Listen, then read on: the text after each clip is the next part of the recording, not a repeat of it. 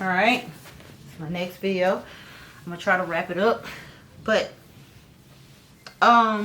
before slavery, but when it was slavery, black women were encouraged to have babies because that child was like value to the white slave master. And so when women had more children, that was like more labor work for them. But when slavery got done away with, so there came a plan in place to figure out how to depopulate black America, these slaves, or so you have eugenics, with Margaret Sanger. You have the birth control pill. You have the black woman getting rid of her black man.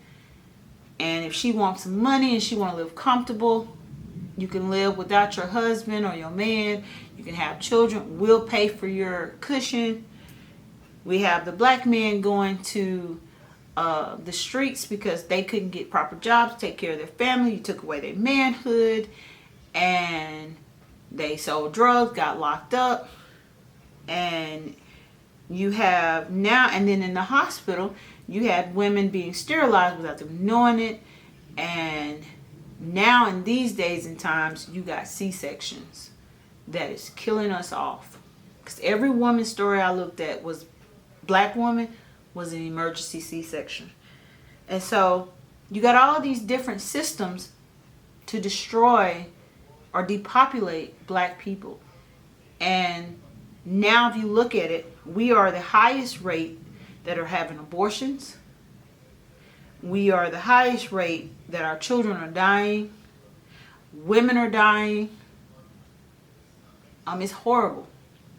It's horrible. And I would encourage, if you're white and you're watching this and you love God, support your black friend and advocate for her, because we're all women.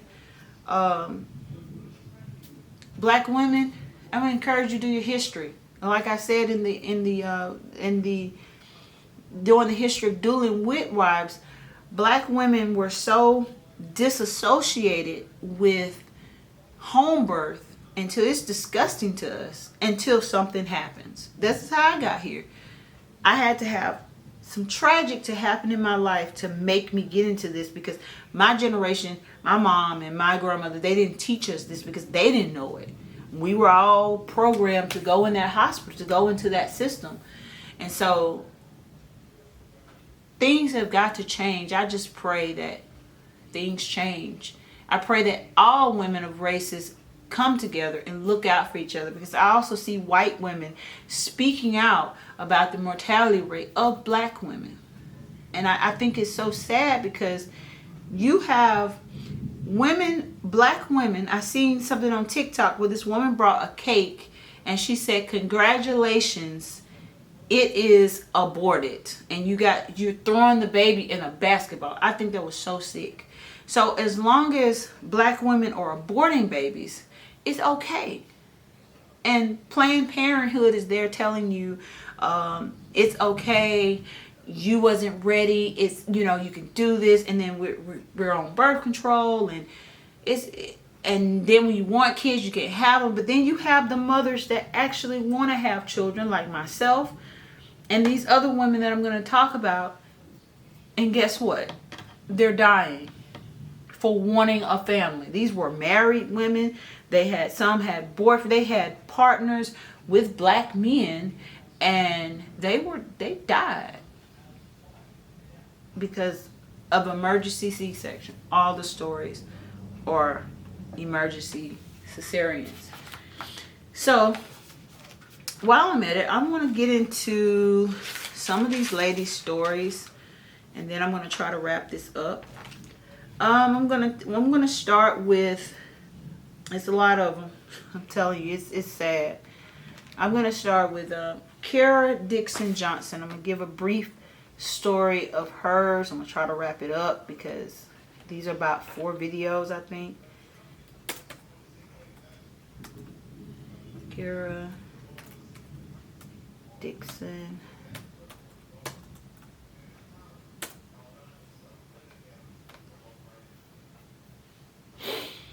I want to see an article. I don't want to see a YouTube video. Okay. I first discovered of Kara Dixon Johnson's story on and I had ran across it on TikTok and not realized it because I recognized her husband's face. But Kara Dixon Johnson, her story was she had a baby before. She went in to go have the baby. This is her husband telling the story. His name is Charles Johnson. You can type her name in, you can find it. But she went in, she had the C-section with her second child. Her husband said she was perfectly healthy. She went in, and after she had the C-section, she was okay. But then her husband said he noticed that blood was going through her catheter. She was bleeding out through her catheter, where they stick the catheter in to catch the urine. And he kept trying to get the doctor's attention, and hours passed by. I think it was about 10, 20 hours. Not 20, but 10 hours passed by, and he's begging, hey, please help my wife. And he said a doctor told him, I'm sorry, but your wife is not an exception right now. And he said as a black man, he had to stay calm because if he got rowdy, then they would have kicked him out the hospital. And so he waited, he begged, and finally he said it was so bad till she was shaking, took her back to the surgery room, whatever. He said it was going to take about 15 minutes. Came back. He said he waited. He said he was looking at them double doors, and he knew that, when they come to them double doors, everything was going to, things were going to be okay. And they came to them double doors and told him she had coded. So basically, she bled from the inside out. And nobody paid attention. And that's a mother gone without her baby. And I think that's sad. And so her husband is advocating. She had a C-section.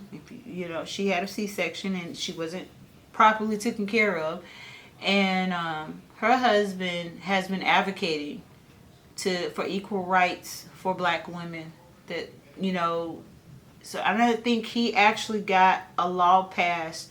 He was in Georgia. This happened in Georgia at the hospital called Cedars-Sinai. And that is her story. Okay, I'm going to go to, and I'm going to say this too, because the second lady I'm going to go to is really, really sad.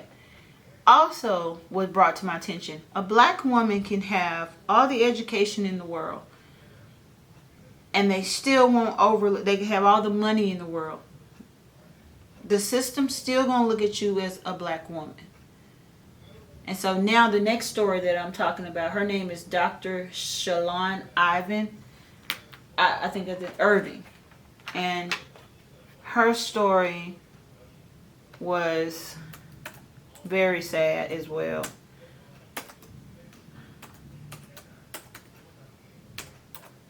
I didn't find hers on a documentary. I was just looking up some stories. There you go. Now her story, this beautiful lady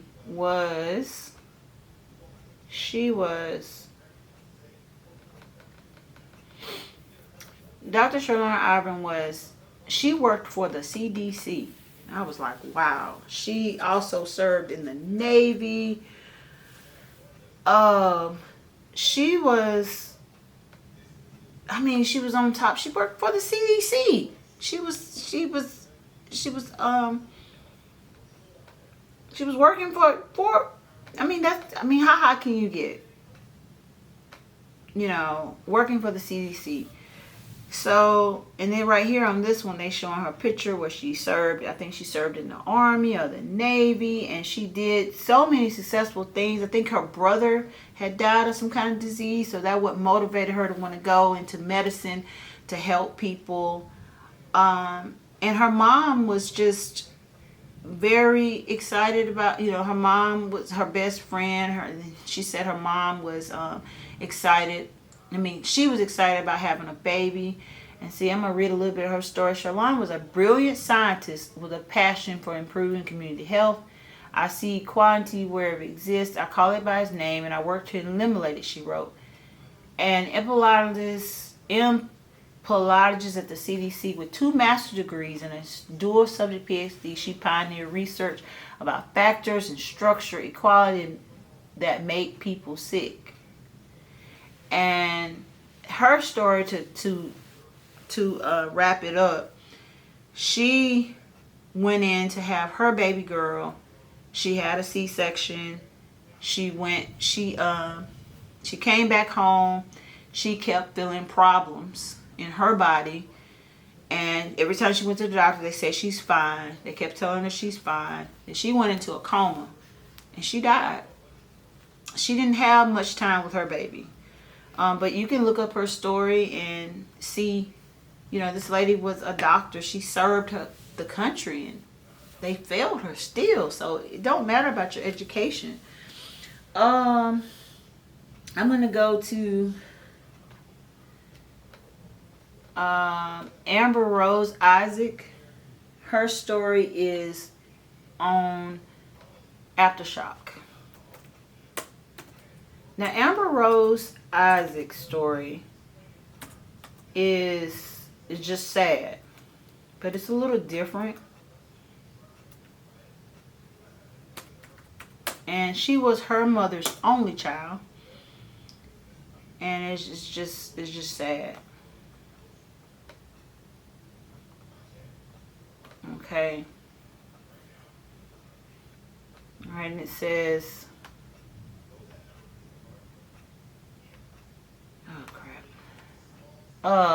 like I said, her story is on Aftershock.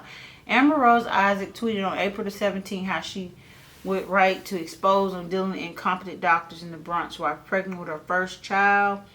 Less than 4 days later, she was pronounced dead after a cesarean section went wrong. She died alone as New York battled with coronavirus. Now, with her story, she had problems during her pregnancy. Something was going on with her platelets in her blood, and she kept going to the doctor, and they said it's okay, she's fine. And then coronavirus was going on at the time. She could only see the doctor through the camera. She couldn't go to the hospital. And so it got out of hand. It wasn't treated. And so when it got bad, they did a cesarean. It went wrong, and she died. And I just really believe that they intentionally knew this woman had problems and would not listen to her. It's the same thing over and over. I'm going to go to Tatia Odin French. I'm trying to wrap this up because I think this is going to be like 4 videos, and my battery started tripping on me, so hold on, y'all. Okay, I'm good. But Tatia Odin, let's type her name in here. Wait a minute. Tatia Odin.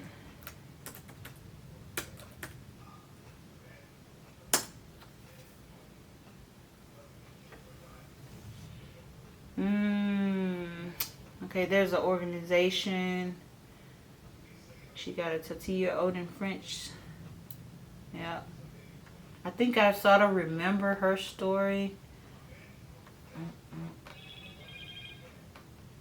Okay, in 2001, Tatia Odin French entered a well-known and well-respected hospital to deliver her first child. She was 32 years old in perfect health and looking forward to a natural childbirth without intervention or drugs.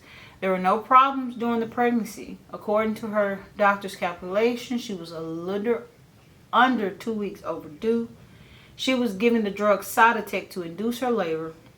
Cytotec is known as a misoprostol. It is a drug manufactured to treat ulcers. It is not approved by the FDA and the drug company to induce labor. 10 hours after being administered Cytotec, Tatia suffered hyperstimulation of her uterus and amniotic fluid embolism. Remember, I talked about how the fluid in the baby can leak to your bloodstream, and was released, and an emergency C-section was performed because the baby was also in stress. Both Tatia and her baby Zora died in the operating room. Wow. Do you see how these C-sections just keep intervening with all these black ladies? It's sad. Shaija Washington. I thought her story happened recently, but because I had just seen it on Facebook, but I think her story happened around the same time that Amber Rose and this other girl that I'm gonna look up happened. Shaija. Let's type her in.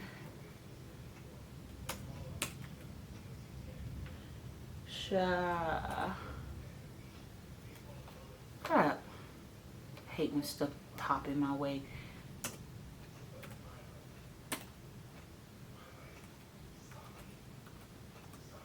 There you go. So let's get a little briefing about her story. Alright, let's see what this one has to say. This is Shaija Washington. Death of pregnant black woman Shaija Washington highlights the racial disparities in maternal morality.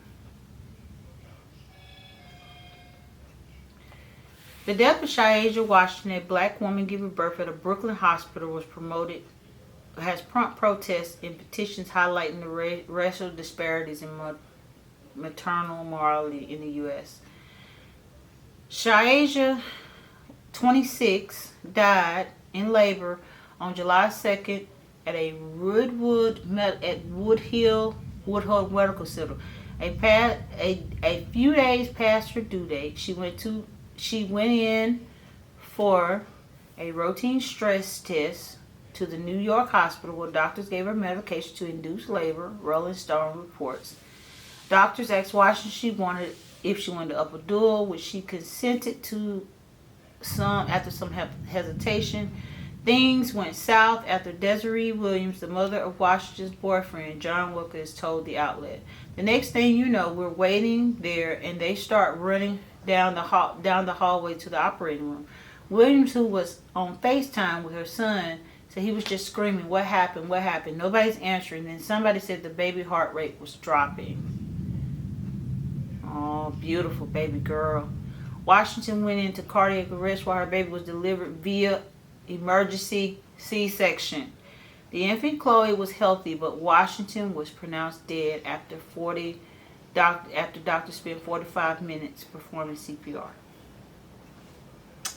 Wow. I'm going to try to go back and look up this lady.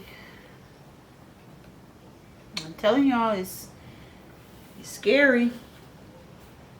Let me see. Can I pull her up? I'm just not sure I'll be able to pull her up. I don't know. But her name is Yolanda Shibraya Kadima. I think she was an Ethiopian woman.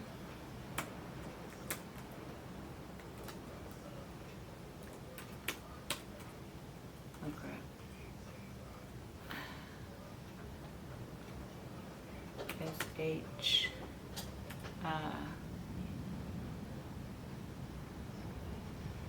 P H-A-R-A-H H-A-R-A-H K-A-D-M-A.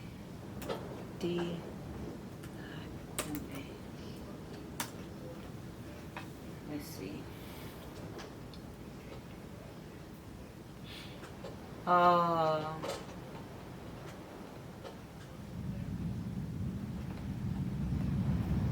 Here it goes. Pull it up. There you go. Yolanda Shapira Kadima, 35, died July 27, 2020. Well, that's recently. 3 days after the cesarean delivery of her and Ahmad's twins. She leaves behind 7 children, including her newborn twins. And it tells the story how she got married and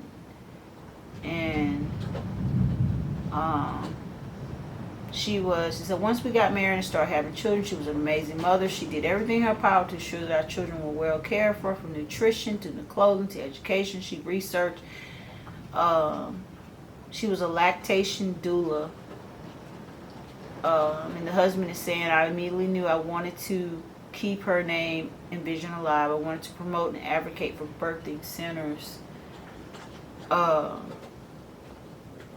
and holistic birth to prevent this from ever happening to another family. And there's Amber Rose Isaac. And I think I did this one, Tatia Odin French.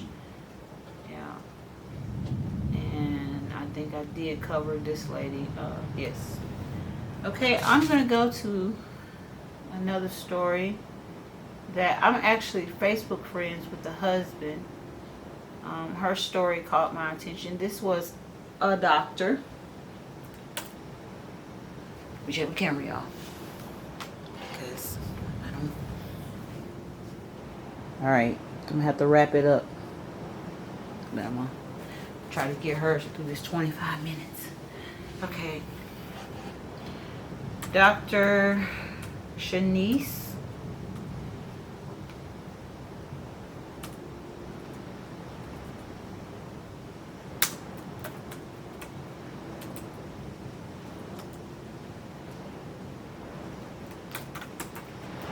Ooh, weather ain't playing. Alright, so this is her story. Death of black mother at the first child highlights racial disparities in maternal morality. So the death of a black pediatrician, and she was originally from Alabama, but I think she was in Arizona or Arkansas, if I'm not mistaken.